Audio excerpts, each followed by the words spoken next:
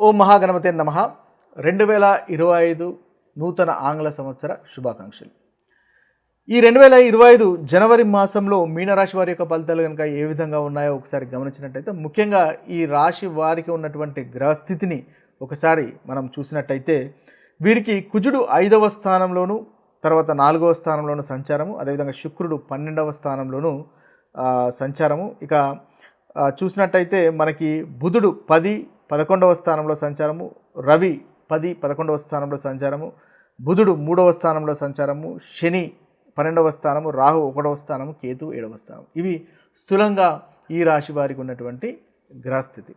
ఈ గ్రహస్థితిని ఆధారంగా చేసుకొని మనము ఈ మాసంలో మీనరాశి వారికి ఉన్నటువంటి ఫలితాలు కనుక ఒకసారి గమనించినట్టయితే, ముఖ్యంగా మీనరాశి వారికి చాలా చక్కటి ఫలితాలు అధికంగా గోచరిస్తున్నాయి.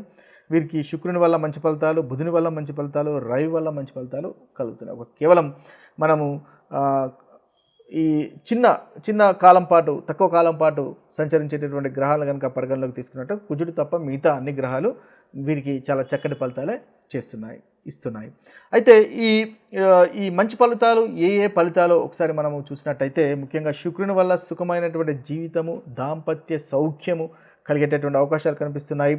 భోజనము, తర్వాత దంపతుల మధ్య మంచి ఆనందము, సౌఖ్యము అనేది ఉంటుంది. ఇంటికి సంబంధించినటువంటి అన్ని వసతులు సమకూర్చుకోగలుగుతారు, చక్కగా ఆనందంగా ఉండగలుగుతారు. మీ యొక్క ఎఫర్ట్స్ వల్ల శత్రువులను జయిస్తారు. ఈ మాసంలో గౌరవ మర్యాదలు ఇంట్లోనూ అదేవిధంగా సమాజంలోనూ పెరుగుతాయి. భార్య వల్ల ధనలాభం కనిపిస్తుంది. ఆధ్యాత్మిక కార్యక్రమాల్లో పార్టిసిపేట్ చేయడం లాంటి అనుకూలమైనటువంటి ఫలితాలు కనిపిస్తున్నాయి. వివాహ ప్రయత్నాలు చేస్తున్న వారికి వివాహ ప్రయత్నాలు కూడా అనుకూలిస్తాయి. సంబంధాలు కుదిరేటటువంటి అవకాశాలు కనిపిస్తున్నాయి. అదేవిధంగా ధనము, సేవింగ్స్లో వృద్ధి చివరి వారంలో కనిపిస్తుంది. ఆడిటింగ్ చేసేవారికి కానీ, టెక్నికల్గా రైటర్స్ కానీ మంచి ఫలితాలు ఈ మాసంలో కనిపిస్తున్నాయి. తర్వాత తన మాట ద్వారా, వాక్కు ద్వారా ఈ మాసంలో క్రయ విక్రయాలు ద్వారా వ్యాపారంలో మంచి ఫలితాలు అనేవి ఈ మాసంలో మీరు పొందగలుగుతారు. అదేవిధంగా స్పెక్యులేషన్స్, స్టాక్స్ వల్ల కూడా మీకు మంచి ఫలితాలు అనేవి ఈ మాసంలో కనిపిస్తున్నాయి. ముఖ్యంగా బుధుడు చాలా చక్కటి గ్రహచారము కలుగజేస్తున్నాడు. గోచారరీత్యా బుధుని యొక్క గోచారం చాలా బాగుంది కాబట్టి మీకు కావాల్సినటువంటి స్టాక్ మార్కెట్లో కానీ, స్పెక్యులేషన్స్లో కానీ, కొనడం అమ్మడంలో కానీ మంచి ఫలితాలు అనేవి కలుగుతాయి. అదేవిధంగా దూర ప్రాంతం నుంచి శుభవార్తలు వినేటటువంటి అవకాశాలు కూడా మనకి మీనరాశి వారికి ఈ నెలలో కనిపిస్తున్నాయి. ఇక చూసినట్టయితే పనికి తగినటువంటి ఫలితము, ధనలాభము, కార్యసిద్ధి అనేది మనకు రవి వల్ల కూడా కనిపిస్తుంది. ప్రభుత్వం నుంచి అనుకూలమైనటువంటి ఫలితాలు అధికంగా కనిపిస్తున్నాయి. రవి దశమ స్థానంలో సంచారం దిగ్బలి కాబట్టి వృత్తిలో మంచి ప్రోగ్రెస్ అనేది మీనరాశి వారికి ఈ మాసంలో తప్పకుండా ఉంటుంది. విద్యార్థులకు కూడా చక్కని సమయంగా మనము చెప్పవచ్చు. ఆర్థికంగా కూడా మంచి అభివృద్ధి ఉంటుంది. పదోన్నతి కూడా ఉండేటటువంటి అవకాశాలు అనేవి మనకి మీనరాశి వారికి కనిపిస్తున్నాయి. ఇవి స్థూలంగా మీకు ఉన్నటువంటి అనుకూలమైనటువంటి ఫలితాలు. ఇక ప్రతికూలమైనటువంటి ఫలితాలు కనుక ఒకసారి మనం చూసినట్టయితే, కాస్త భార్యకు అనారోగ్యం ఉండేటటువంటి అవకాశం కనిపిస్తుంది. సమయానికి ఆహారం చేయకపోవడం వల్ల గ్యాస్ట్రిక్ ట్రబుల్స్ లాంటివి వచ్చే అవకాశాలు మీనరాశి వారికి కనిపిస్తున్నాయి. కాబట్టి ఆ విషయంలో జాగ్రత్త పడండి. రక్త సంబంధించినటువంటి ఇబ్బందులు, అగ్రెసివ్గా ఉండడం లాంటివి ఎక్కువగా కనిపిస్తున్నాయి. కుజుడు అంతగా మీకు అనుకూలంగా లేడు. తర్వాత తల్లి యొక్క అనారోగ్యం కూడా కాస్త ఇబ్బందిగా ఉండేటటువంటి అవకాశాలు కనిపిస్తున్నాయి. కాబట్టి తల్లి యొక్క ఆరోగ్యాన్ని కాస్త జాగ్రత్తగా చూసుకోవడం అనేది మీకు చెప్పదగినటువంటి సూచన. స్టమక్ పెయిన్, ఆహారం అరగకపోవడము లాంటి ఫలితాలు మనకు అధికంగా కనిపించేటటువంటి అవకాశాలు కనిపిస్తున్నాయి. ప్రెషర్కు లోన్ కావడం కూడా ఈ మీనరాశి వారికి మనకి కుజ గ్రహం వల్ల కలుగుతున్నటువంటి ప్రతికూలమైనటువంటి ఫలితాలుగా చెప్పవచ్చు. అయితే మీరు ముఖ్యంగా వృత్తి విషయంలో చాలా ఇదివరకు హార్డ్ వర్క్ చేసి ఉన్నారు కాబట్టి ఈ వృత్తి విషయంలో మీ సబార్డినేట్స్కి మీ యొక్క వర్క్ను డెలిగేట్ చేసే ప్రయత్నం చేయండి. తద్వారా మనకి మీనరాశి వారికి చాలా చక్కటి ఫలితాలు కలుగుతాయి. ఇతరుల హెల్ప్ తీసుకోవడం అనేది చాలా ఇంపార్టెంట్. అన్ని పనులు మనమే చేయాలంటే చాలా కష్టం అవుతుంది. డెలిగేషన్ ఈజ్ మోర్ ఇంపార్టెంట్ అనమాట. అంటే అందరికీ మనకు డెలిగేట్ చేయడం వల్ల మంచి ఫలితాలు అనేవి మీరు పొందగలుగుతారు. అదేవిధంగా ఫ్రెండ్షిప్ కూడా చాలా ఇంపార్టెంట్. పాత స్నేహితులతో కలిసే ప్రయత్నం చేయండి. అట్లీస్ట్ మాట్లాడేటటువంటి ప్రయత్నం అన్న చేయండి. రవి 11వ స్థానంలో సంచారం కాబట్టి మీరు ఎంతగా మీ ఫ్రెండ్స్ని కేర్ చేస్తారో ఆ విషయాలు కూడా వారికి తెలియజేసే ప్రయత్నం చేయండి. తద్వారా మంచి ఫలితాలు అనేవి పొందుతారు. పార్టీస్ కానీ ఏమైనా ఉంటే అటెండ్ కాండి. తద్వారా మంచి మెమరీస్గా ఉంటాయి. ఆనందము, సంతోషం అనేది మీకు ఈ మాసంలో కలుగుతాయి. ఇక మీరు జాగ్రత్త పడాల్సిన, మీరు పరిహారాలు చేసుకోవాల్సినటువంటి విషయాలు కనుక మనం ఒకసారి చూసినట్టయితే, కుజున్ని సంబంధించినటువంటి పరిహారం చేసుకోవడం అనేది ఈ రాశి వారికి ఈ మాసంలో చెప్పదగినటువంటి సూచన. ముఖ్యంగా సుబ్రహ్మణ్య స్వామిని పూజించడము, అదేవిధంగా హనుమాన్ చాలీసా పఠించడం ద్వారా మంచి ఫలితాలను పొందుతారు. ఓవరాల్గా చూసినట్టయితే మీకు చాలా చక్కటి ఫలితాలే అధికంగా గోచరిస్తున్నాయి కాబట్టి అంతగా కంగారు పడాల్సినటువంటి అవసరము ఈ మాసంలో మనకి మీనరాశి వారికి కనిపించట్లేదు. ఇంకా జన్మజాతకంలో కనుక ఇంకా అనుకూలమైనటువంటి పరిస్థితులు కనుక ఉన్నట్టయితే ఇంకా అధికమైనటువంటి అనుకూలత అనేది మనకి మీనరాశి వారికి గోచరిస్తుంది. ఓ మహాగణపతే నమః. ప్రేక్షకులకు సంక్రాంతి శుభాకాంక్షలు. అయితే మనం మకర సంక్రాంతి గురించి కనుక మాట్లాడుకున్నట్టయితే ఈ మకర సంక్రాంతి పండుగకు మరొక పేరు ఉత్తరాయణం అని కూడా అంటారు. అంటే ముఖ్యంగా ఎప్పుడైతే మనకు రవి ధనుసు రాశి నుండి మకర రాశిలోకి సంచారం చేస్తాడో అప్పుడు మనము ఈ సంక్రాంతి పండుగను జరుపుకుంటాము. దీన్ని సంక్రమణము అంటే సంక్రాంతి అంటే సంక్రమణము కాంతి అంటే ఏదైతే రవి కాంతి రూపంలో మకర రాశిలోకి ప్రవేశిస్తాడో మనము సంక్రమణం జరుగుతుందో దానిని సంక్రాంతి పండుగగా జరుపుకుంటాము. ఇది ఒక చాలా స్పెషల్ పండుగగా కూడా మనము ఈ సంక్రాంతి పండుగను చూస్తాము. అయితే ఈ సంక్రాంతి అంటే ఉత్తరాయణము అని కూడా అంటారు. ఉత్తరాయణం అంటే రవికి మనకు ముఖ్యంగా సూర్యునికి 2 రకాల దిశల ప్రయాణం ఉంటుంది. ఒకటి దక్షిణాయనం, ఒకటి ఉత్తరాయణం. ఇది ఉత్తరాయణం ప్రారంభం కాబట్టి దీన్ని ఉత్తరాయణము అని కూడా అంటారు. ముఖ్యంగా న్యాచురల్గా జనవరి 14-15లో ఉత్తరాయణం ప్రారంభమవుతుంది. అదేవిధంగా జూలై 16-17కు దక్షిణాయనం అనేది ప్రారంభమవుతుంది. ఇది నార్మల్గా మనకు ప్రతి సంవత్సరం జరిగేటటువంటి విషయం.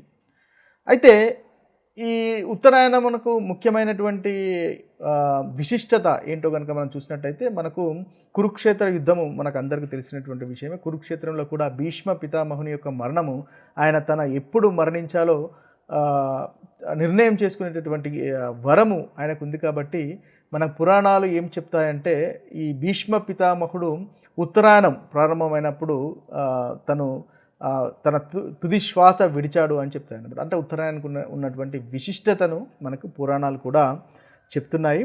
అయితే ఈ సంక్రాంతి రోజు మనము ఎలాంటి పరిహారాలు చేసుకోవాలి, ఎలాంటి పనులు చేయాలి, తద్వారా మనకున్నటువంటి పుణ్యము పెరుగుతుంది, పాపాలు తగ్గుతాయి, తద్వారా మనకు అనుకూలత అధికంగా పెరుగుతుందో చూద్దాం.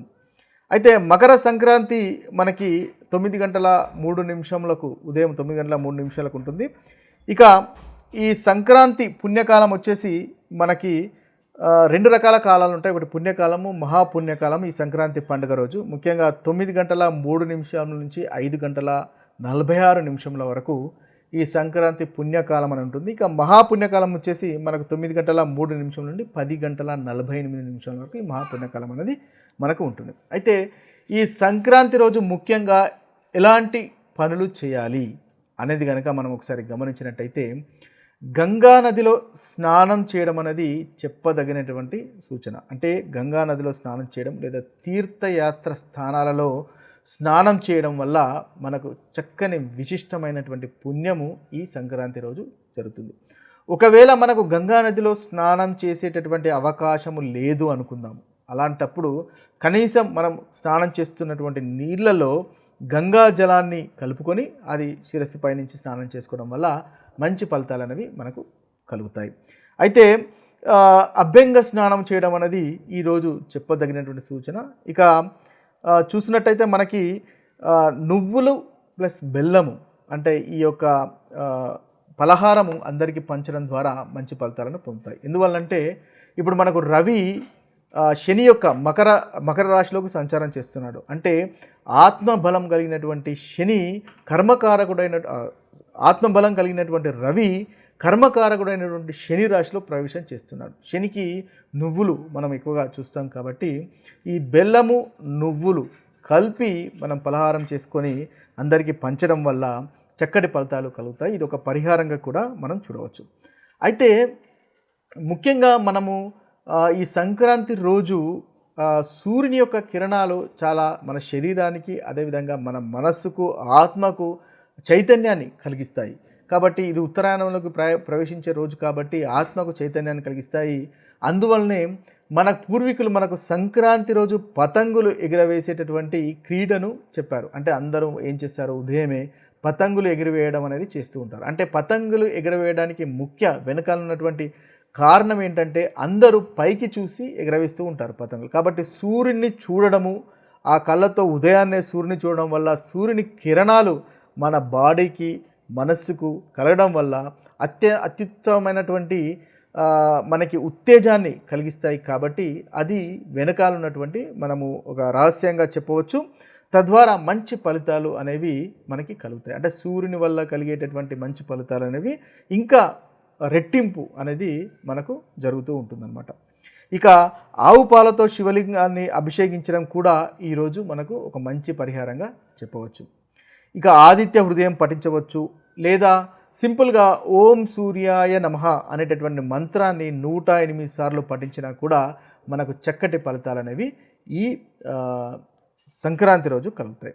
ఇక మనము 12 రాశుల వారు ఈ సంక్రాంతి రోజు ఇలాంటి పరిహారాలు చేస్తే ఇంకా మంచి ఫలితాలు కలుగుతాయో ఒకసారి కనుక మనము చూసినట్టయితే మేషరాశి వారు ముఖ్యంగా ఎర్రని వస్త్రాలు దానం చేయండి, నెయ్యిని దానం చేయండి, అదేవిధంగా బెల్లాన్ని కూడా దానం చేయడం వల్ల మీకు మంచి ఫలితాలు కలుగుతాయి. ముఖ్యంగా మన శాస్త్రాల్లో చెప్పింది ఏంటంటే దానం వల్ల చాలా మంచి ఫలితాలు కలుగుతాయి. కాబట్టి అది ఒక గొప్ప పరిహారంగా మనం చూడవచ్చు. ఏదైతే దానం చేస్తామో అంతకు రెట్టింపుగా మనకు మళ్ళీ తిరిగి రావడం అనేది జరుగుతుంది. కాబట్టి మేషరాశి వారు ఈ దానం చేసినట్టయితే వారికి మంచి ఫలితాలు కలుగుతాయి. ఇక వృషభ రాశి వారి యొక్క పరిహారాలు కనుక చూసినట్టయితే సంక్రాంతి రోజు తెల్లటి వస్త్రాలు దానం చేయండి, అదేవిధంగా పెరుగును లేదా చందనాన్ని కూడా ఈ వృషభ రాశి వారు దానం చేయవచ్చు. ఇక మిథున రాశి వారి కనుక చూసినట్టయితే మిథున రాశి వారు పచ్చని వస్త్రాలు దానం చేయండి, లేదా గోమాతకు గడ్డిని తినిపించడం వల్ల మనకు మిథున రాశి వారికి చాలా చక్కటి ఫలితాలు పొందుతారు. అదేవిధంగా గణపతికి గరికతో పూజించడం వల్ల కూడా ఈ సంక్రాంతి రోజు మనకి మిథున రాశి వారికి చాలా చక్కటి ఫలితాలు కలుగుతాయి.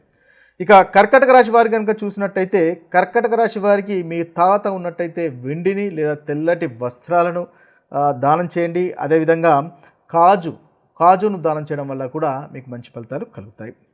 ఇక సింహరాశి వారి యొక్క ఫలితాలు కనుక చూసినట్టయితే సింహరాశి వారికి కాషాయ రంగు వస్త్రాలు దానం చేయడం వల్ల మంచి ఫలితాలు కలుగుతాయి.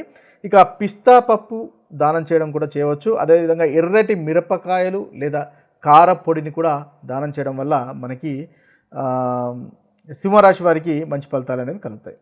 ఇక కన్యారాశి వారి యొక్క ఫలితాలు కనుక చూసినట్టయితే వీరికి ఎలాంటి దానాలు కనుక చూసినట్టయితే పచ్చని వస్త్రాలు దానం చేయడం వల్ల కన్యారాశి వారికి మంచి జరుగుతుంది. అదేవిధంగా మెహందీ దానం చేయడం వల్ల, లేదా బాదం పప్పును కూడా దానం చేయడం వల్ల మనకి కన్యారాశి వారికి చక్కటి ఫలితాలు పొందుతారు. ఇక తులారాశి వారు చేయవలసినటువంటి పరిహారాలు కనుక ఒకసారి చూసినట్టయితే తులారాశి వారికి సిల్క్ వస్త్రాలను దానం చేస్తే మంచి ఫలితాలు కలుగుతాయి. అదేవిధంగా వాల్నట్స్, మనకి ఏదైతే డ్రై ఫ్రూట్స్ ఉంటాయి కదా, ఆ వాల్నట్స్ దానం చేయడం వల్ల కూడా తులారాశి వారికి చక్కటి ఫలితాలు పొందుతారు. ఇక వృశ్చిక రాశి వారి యొక్క ఫలితాలు కనుక మనం చూసినట్టయితే వృశ్చిక రాశి వారు కూడా ఎర్రటి వస్త్రాలను దానం చేయవచ్చు. అదేవిధంగా గోమాతకు సేవ చేయడం వల్ల కూడా మీకు మంచి ఫలితాలు కలుగుతాయి. తర్వాత తెల్లని లేదా నల్లని నువ్వులను దానం చేయడం వల్ల కూడా వృశ్చిక రాశి వారికి ఈ సంక్రాంతి రోజు దానం చేయడం వల్ల మంచి ఫలితాలు కలుగుతాయి. ఇక ధనుసు రాశి వారి కనుక చూసినట్టయితే ధనుసు రాశి వారు పసుపు రంగు వస్త్రాలను దానం చేయవచ్చు. అదేవిధంగా వీరికి పసుపు కలర్లో ఉన్నటువంటి అరటి పండ్లను దానం చేయడం వల్ల కూడా చక్కటి ఫలితాలు పొందుతారు. అదేవిధంగా విద్యార్థులకు ఏదో పెన్ను కానీ పెన్సిల్ కానీ అలాంటి చదువుకునే సంబంధించినటువంటి వస్తువులు దానం చేయడం వల్ల ధనుసు రాశి వారికి మంచి ఫలితాలు అనేవి కలుగుతాయి. ఇక మకర రాశి వారు కనుక చూసినట్టయితే బ్లూ కలర్లో ఉన్నటువంటి వస్త్రాలు దానం చేయాలి. నల్లటి నువ్వులు మాత్రమే వీరు దానం చేసే మంచిది. అదేవిధంగా నూనె కూడా దానం చేయవచ్చు. నల్లటి ద్రాక్ష పళ్ళను దానం చేయడం వల్ల ఈ సంక్రాంతి రోజు వీరు చక్కటి ఫలితాలు పొందగలుగుతారు. ఇక కుంభరాశి వారు కనుక చూసినట్టయితే కుంభరాశి వారు నల్లటి వస్త్రాలు మరియు చెప్పులు దానం చేయడం వల్ల కుంభరాశి వారికి చక్కటి ఫలితాలు అనేవి కలుగుతాయి. ఇక మనకు చూసినట్టయితే మీనరాశి వారికి కూడా పసుపు రంగు వస్త్రాలను దానం చేయవచ్చు, గురువు కాబట్టి. ముఖ్యంగా కొబ్బరికాయలు దానం చేయడం వల్ల, అదేవిధంగా అరటి పండ్లు దానం చేయడం వల్ల మీనరాశి వారికి చక్కటి ఫలితాలు కలుగుతాయి. ఇవి స్థూలంగా 12 రాశుల వారు చేయవలసినటువంటి పరిహారాలు. ఇక మరొక వీడియోలో మరొక మంచి విషయంతో కలుద్దాము. అంతవరకు సెలవు. సర్వే జన సుజనో భవంతు, సర్వే సుజన సుఖినో భవంతు. నమస్తే.